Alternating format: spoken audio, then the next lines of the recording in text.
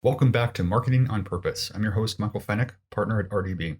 Today on the podcast, I'm joined by TrueFan CMO and International Marketing Executive Karen O'Brien, and one of our producers at RDB US, Rima Chowdhury. We sit down with Dunk CEO and founder, Eliot Robinson. Dunk is a sports media brand for Gen Z. It is second largest sports media publisher on all of TikTok with over 6.4 million followers. In our conversation with Eliot, we discussed Dunk's future, how content both impacts and is impacted by culture and society. And we also have a deep conversation about finding oneself through reflection during the loneliness caused by the global pandemic. This is a very different episode this week, but one you're bound to enjoy.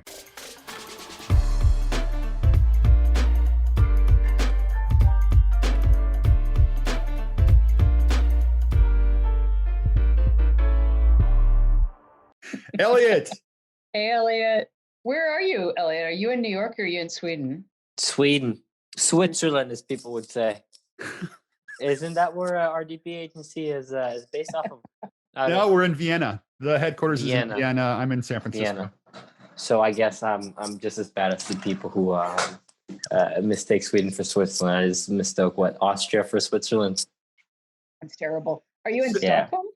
Yeah, in Stockholm. Nice. All right. Yeah. Have you met Rima? No, I was gonna say hey. I was gonna say other person on the call, but Rima is a lot nicer. Hi, nice to meet you. Rima's nice working to meet with you. She was working with me at TrueFan, and then finished an internship, and now she's working with RDB. And she's kind of a global citizen, like a lot of us. We wanted to tell Eliot where you are, and you were in Toronto for a while. Yeah, so right now I'm in Bangladesh. That's where I'm from, and I'm studying. Yeah, I'm studying in Canada.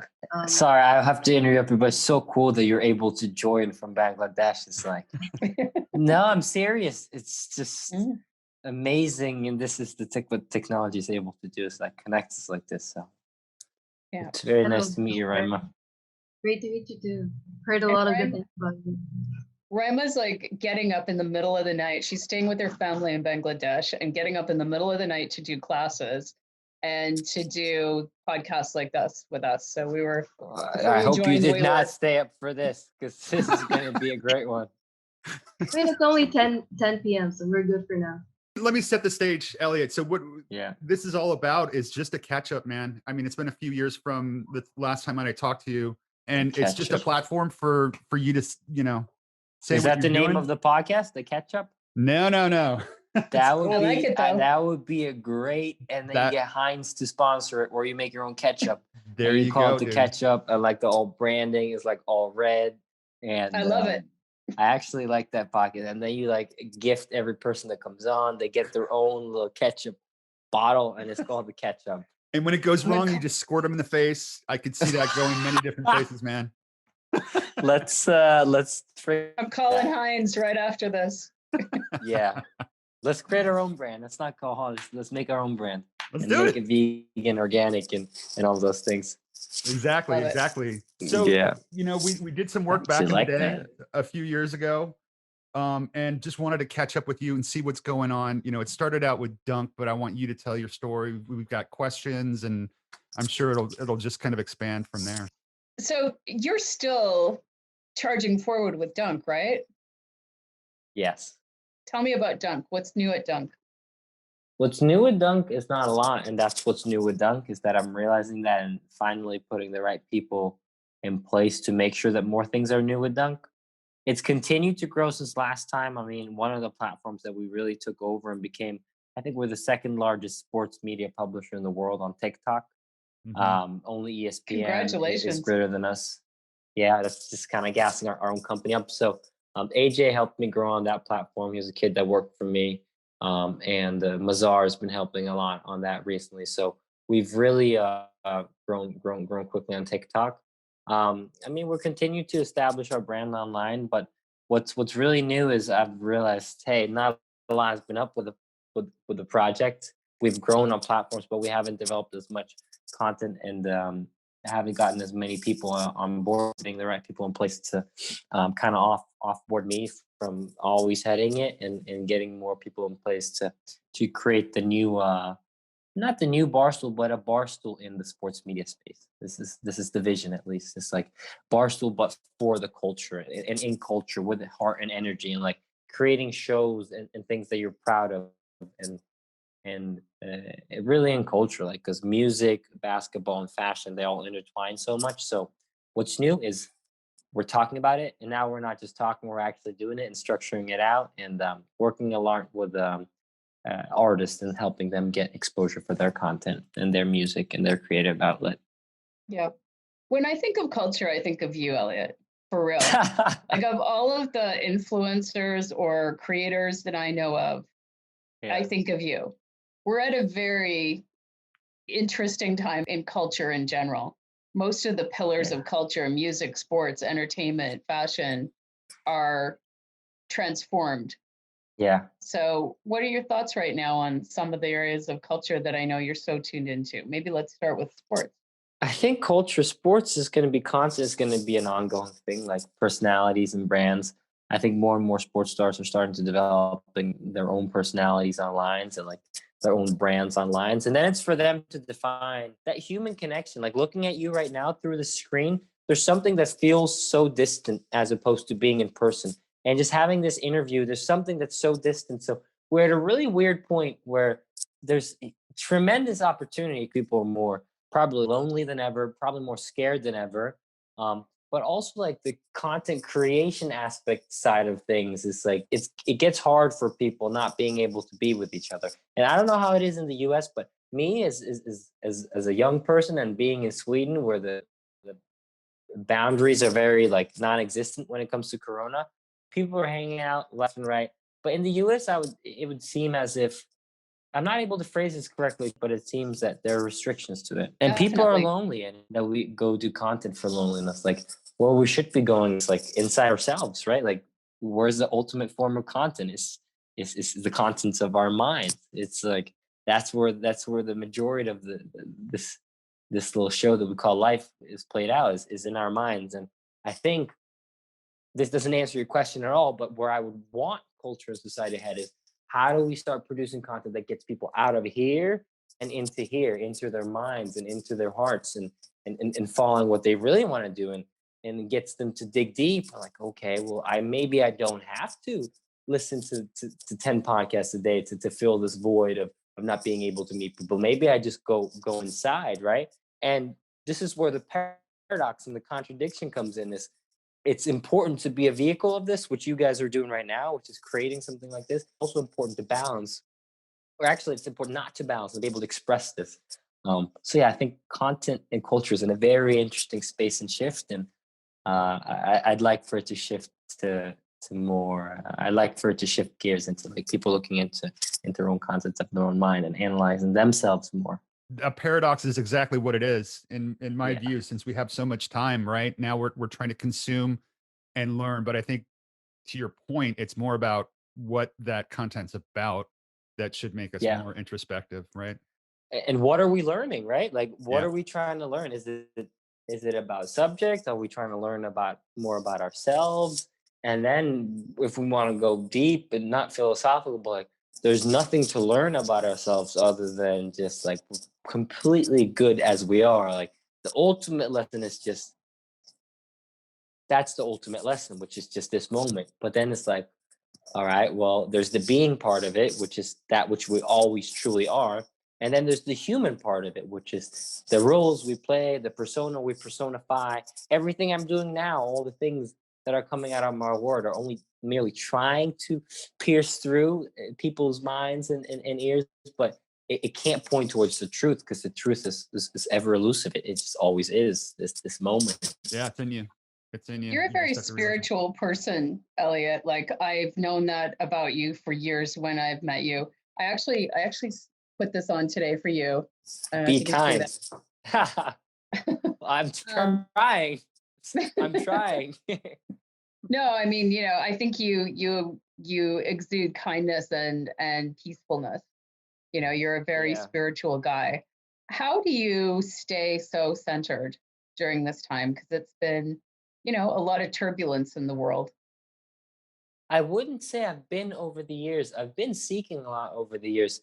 I I would say I'm very real as opposed to spiritual. For me, I've been very authentic in the contents of my mind and being able to spit it. And realness, I think, changes for people throughout their lives. Like, as if you're trying to be real throughout your lives, you're still playing a persona.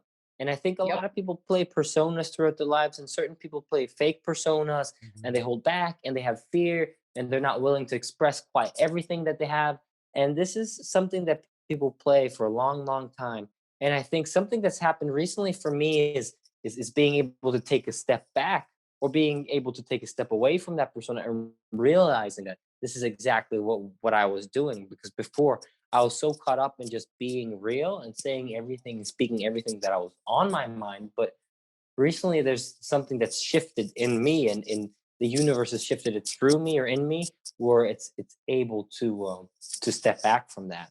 And it's quite difficult to express when you're still stuck in certain old ways and old behavioral patterns. But what I would say is that I'm trying to break out of them, and they're trying to break out of me in a way. So let me ask this question, Eliot. It, I find the same thing just in my career path. I have the luxury of picking who I want to work for and with, whether it's mm, clients. And I think it's an absolute blessing. How does that come into your universe? Like, do you just shut working. down and say, no, I'm not going to work with that dude? There's just, he No. doesn't have the right attitude, or how does that work with you business wise? Not yet. I think that's one of the things that I'm struggling with, is still attachment to certain outcomes. I think certain times it'll just be sense, whether you call it intuition or whatever you want to call it. You Yep. can just sense it. One of the barometers that I have, and this may sound completely ludicrous, and I'm not talking about the rapper, and I'm not talking about. I think is it Ludacris a devil, or is that Lucius? Lucifer. Lucifer, that's something completely different. Lucifer. And Lucifer's a song by JC, who's a rapper. And Yeah. maybe that's maybe that's a connection. But it may sound completely ludicrous, but one of the barometers for speaking and I wouldn't say working, but for speaking to people is kind of like the goosebumps that I feel throughout my body when I speak to them. And I call it ki prana. I'm not completely sure what it is because I'm not very experienced with it. But all I know is certain people resonate in truth. They speak truthfully, and I think it's when you're true to yourself and when you resonate with that vibe, with that energy or frequency. So Yeah. certain things that people say or certain things that you'll read will give you goosebumps throughout the body. And my goal, or one of my aims, is for work, which I don't want to be work, because the reason we work is to make money, to buy certain things that society has tricked us, that culture has tricked us that we need, like whether it be this or the jacket or these headphones. Um, and that's the thing. There's certain balance, like being human. You want certain things, right? And if you want these things, if your ego or this person in this world wants these things, well, then there's certain things that you're going to do to get these things. Mhm. And when you're working to get these things, well, why not make the journey as enjoyable as possible? And then, yeah, Mhm. how do you select the people? Well, how do you feel when working with those people? How do you feel when speaking to those people? How do you feel when you're not what's it called, And their chi. circumference, Or Yeah, their no, dude, energy. in their aura? I have to introduce you to Tao. We'll take this offline, but you're speaking. You gave me goosebumps when you said this. So, Mm. no, I appreciate that, man. And that's a blessing to be able to do that. And this is Yeah. also something. It's like every time you're taking Yep. in these moments, it's very like we forget them. We're able to spread also. We have to, and this is self-love that we really much show. This is the ego working in other ways. It'll think, no, Yep. it doesn't have the truth, it doesn't have it. And it'll start like negating itself, and it'll go, and this is the mind and old patterns. It's like, thank yourself and others for giving, thank you for giving me the opportunity to express this, and also thank the universe for being able to get to this point where it's able to express and not hold back, because there's a balance. Don't just push and force, also learn. Like Yeah. every moment is a lesson. Like I'm talking a lot now, but I'll know when I shut it. Every moment will be a lesson, and every word that you guys say will be Yeah. like, this is the lesson that needs to be learned in that moment. But also the things and that what you need to funnel is supposed to happen. Yeah. It's interesting. Like one of the things that I've just loved so much about working with younger creators that's different from my generation is that our generation was taught to sort of create, as you say, like this public persona that you need to not only create from, but the content you create also needs to reflect. Yeah. And I've never felt comfortable with that. I've always felt like, hey, I think I think people, public as well as personal persona, like the Yeah. persona that we make up to ourselves. Be true to It's like yourself. the persona that we play. people, yeah. And if you're a marketer, I mean, I think people want to see people like them. They want to see real people. They want straight talk. They don't want, corporate speak, right? And so I've always just loved that most younger creators that I've met really fly on their intuition and their energy. I think it's a really amazing thing to never feel encumbered by what you think you should do. I think a lot of them fly on. I don't know if it's energy. Certain people is certainly energy because I hear it, sense it through their music, sense it through, especially music. You can sense it. Yeah. Certain people fly off of something which is wanting to portray like a certain thing, right? They fly off of that, and then their thoughts will ramp that up. So what they're doing is they're portraying something that they want to portray and not that which they truly are. And that's where it gets tricky. That's where it gets tricky. Do you think it's about insecurities though? I mean, we all have insecurities. So if you're building a persona and you want to reach a certain goal, you think you need to fly at a certain altitude. And yeah. So I think Maybe aspirational I think it's about too. not expressing what you want. Yeah, truly, right? Not truly expressing what you want, but trying to get what you want in a vehicle that's not your own. I don't know. Yeah. Yeah. And then it's going back.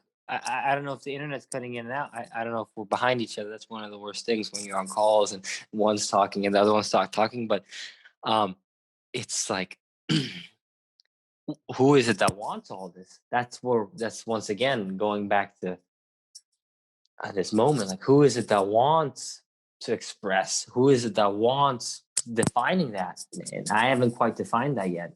I know it's a persona, but I know that which I truly am. And this is where the conversations can get looped because you always get back to the same thing. Right. We're not truly who we think we are. But speaking of getting back to the same thing, so let's how do we intersect what you're doing and your vision and your accomplishments? I think are amazing with Dunk and the Hoop Bus. Those things came to be for a reason, right? They were your ego. visions. Those were driven by not pure ego. It started off somehow. I mean, I guess the universe wanted to channel it through me, but it was unconsciously doing for a long time. It was just kind of stuck in this cycle of just doing, and not really being aware of why I was doing. It was certainly fun at times, but it would always go up and down. I would always have there would always be this resistance pushing towards it, and I would be pushing the resistance trying to move it forward. Where now there's this sense of just if you just step back and just like, wow, now it's just joyful. Yeah, it doesn't 100% flow, but at times when you let it flow and you speak to people and they're like, I'm so grateful for the opportunity, and you start to view the positive in things, and you understand that even not doing any of these things, just biking out in the city or just reading a book or just sitting in your sofa or just being is enough. It's more than enough. It's what's actually supposed to happen. It's like this groundedness. And then it's this thing, this person that wants to come back to the action and the life and the people, which is also fun. It's like, what's the balance that you really want in life? Do you want the hermit lifestyle, or are you just like Kermit the Frog, where you just like, meditative, whether it be in an ashram, not even in an ashram, in your own bedroom, or do you want the lifestyle of meeting other creative souls where you can bless you, where you can bless others? You see what it's like? Where you can do things that give you chi, not necessarily but there's a purpose behind it. So is it that you were meant to do this, or is it that you're driving a purpose? It seems like the former, in that you were meant to do this, and other people you engage with get a benefit out of it, and that to me is that's really special.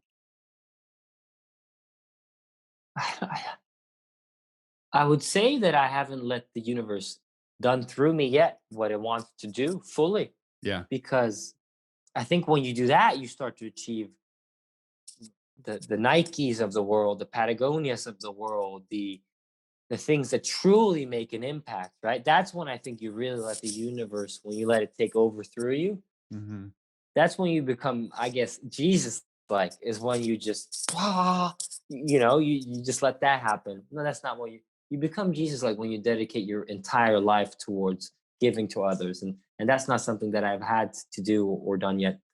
But to answer your questions, or a Buddha, just to even out the the framework of certainly no there's no I'm certainly, I mean, religion is religion, and it's meant to kind of trap people in thinking ways, but I do believe in the personalities and like the enlightenment that they brought, and the pure beingness and the pure dedication, and understand that this is not my life, this is something completely different, and just like channeling it through a human body. But I also don't know, this intellect doesn't quite fully understand. And I think when you're able to ground yourself fully in the beingness of who we truly are, I don't think there's a need or a sense to even think. It just flows, like Karen was mentioning earlier. It just flows.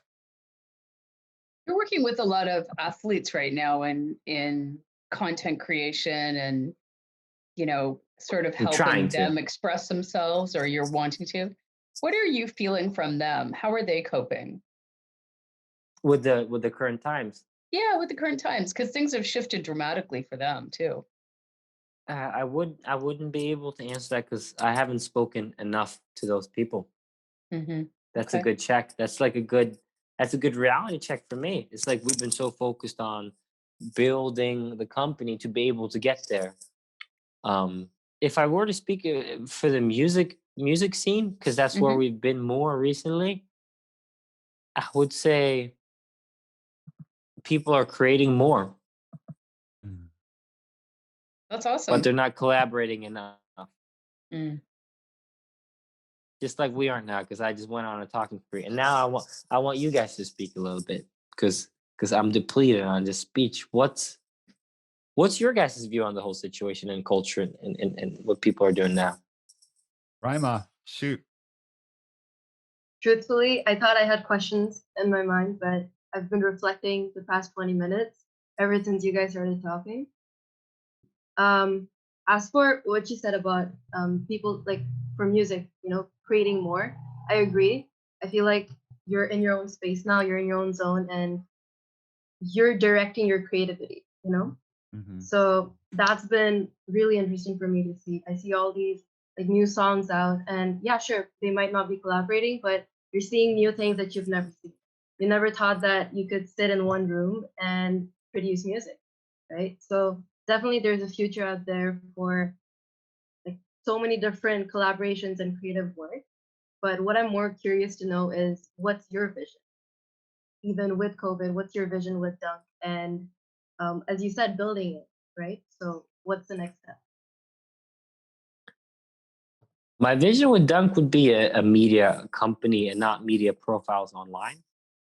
A media company that creates content that I'm proud of, that's able to interview people who I resonate with, whether it's energetically or just spiritually, which I think are one and the same in a sense. That would be a vision of mine, is to be able to create that and have shows where you're able to walk on set and just feel.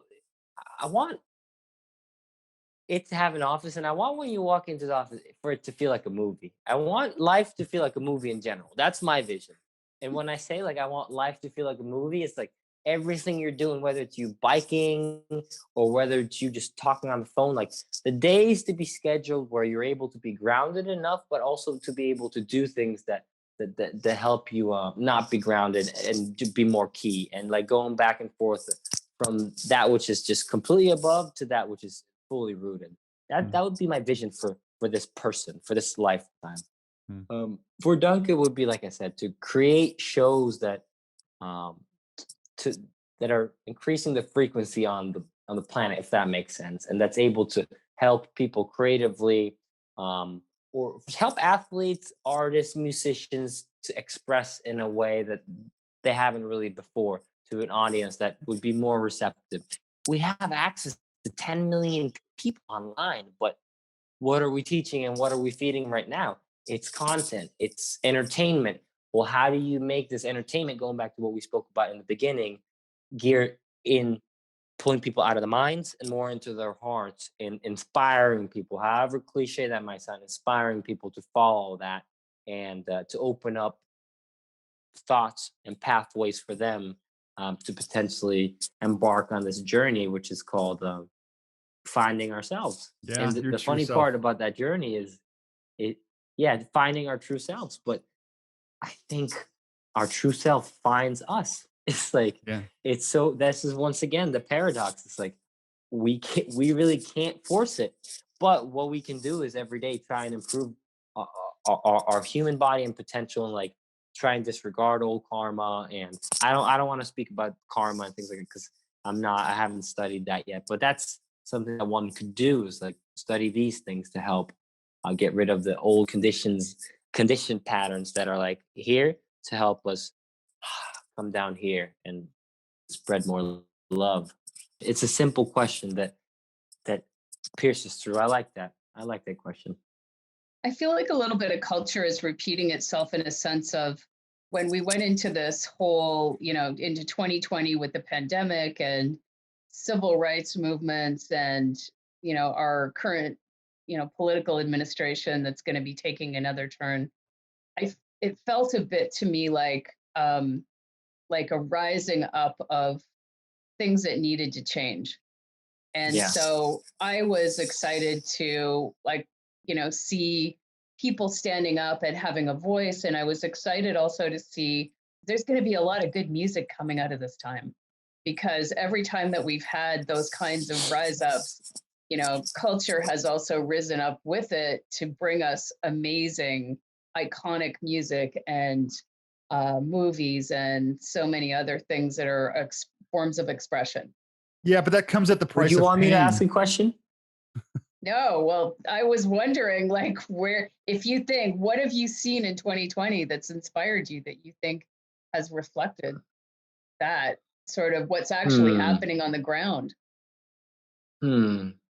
What I've seen in 2020 that's really, but that's been created this year or that's been created before, because I've seen lots of things created earlier, like Into the Mystic, Stairway to Heaven by Led Zeppelin. Like these things really, during this lockdown and pandemic, something that really stood out to me was just like certain things, certain songs that had just come through, like Stairway to Heaven. Just wow, what a beautiful masterpiece.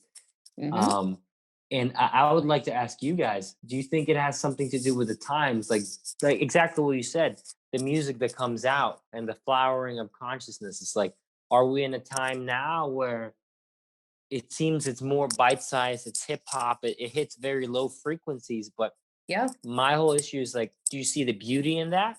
Or do you go back to the realness and just purely say, hey, no, more beautiful music was created before. Classical music is a higher level of type of music. I was just going to say, for me, it's going back to the classics and revisiting really the beautifulness that was created out of tragedy. So like, if I link generationally the 60s and all the crap fuckery that happened with Vietnam and the brutality, it created really brilliant and insightful things in terms of artistry, right? Yeah. So I think what Karen was probably pointing to, I'm just supposing, is that we're going to see more of that come around. So the music and the artistry of Michael, I have a little world play. It's like in that time, like tunes came out. tunes that were in tune, right? Yeah, They were in right. tune with truth.